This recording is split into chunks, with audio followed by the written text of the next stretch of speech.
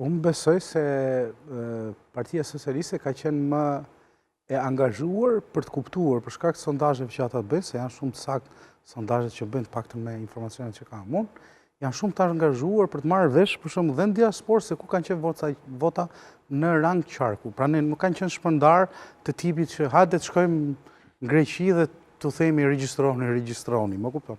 Përveç mesazhit që kanë dhënë për të regjistruar si domosdoshmëri për zgjedhjet e 11 majit, domosdoshmëri për të pasur dhe ata një zë përfaqësues ose thelbësor të paktën. Për të thënë që votuan dhe diasporën, sikurse pse është hera e parë, tamam është eksperiment në gjykimin tim.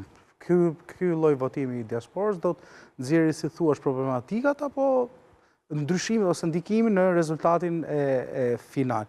Ai që mendoj se Partia Socialiste ka qenë angazhuar në rang qarku, atë që se ka bërë Partia Demokratike, edhe besoj se do jetë më disfavorizuar sa i përket mbledhjes së votës diasporës në këtë koncept.